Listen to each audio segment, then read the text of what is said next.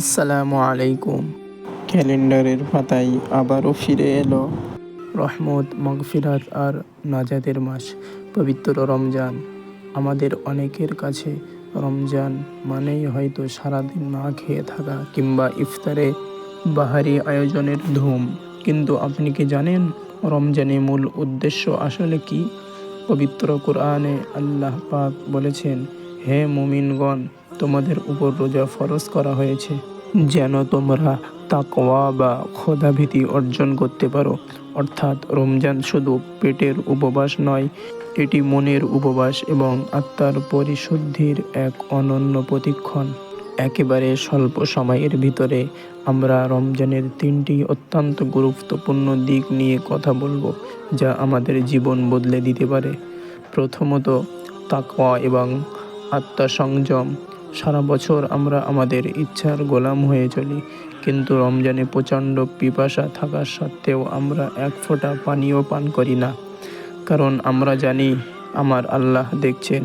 এই যে নিজের নফসকে আল্লাহর ইচ্ছার কাছে সমর্পণ করা, এটাই হলো তাকওয়া।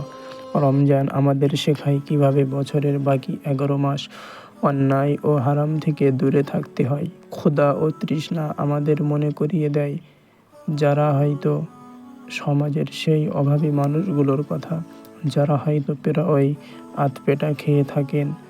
রমজান আমাদের কেবল ইবাদত নয়, বরং রমজানের প্রতি দয়া ও দানশীলতা বাড়াতে উদ্বুদ্ধ করে। তৃতীয়, কোরআনের সাথে সম্পর্ক।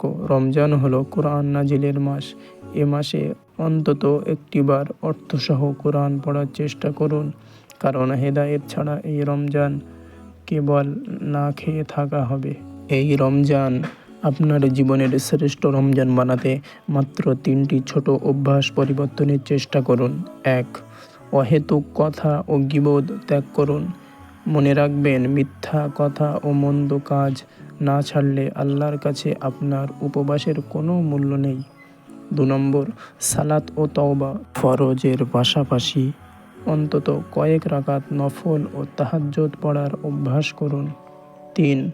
অল্প হলেও দান করুন। দান সম্পদ কমায় না, বরং বরকত বাড়ায়।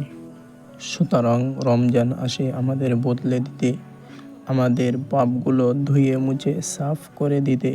আমরা যেন কেবল একটি মাসের জন্য নয়, বরং সারা জীবনের জন্য একজন ভালো মানুষ হওয়ার শপথ নিতে পারি।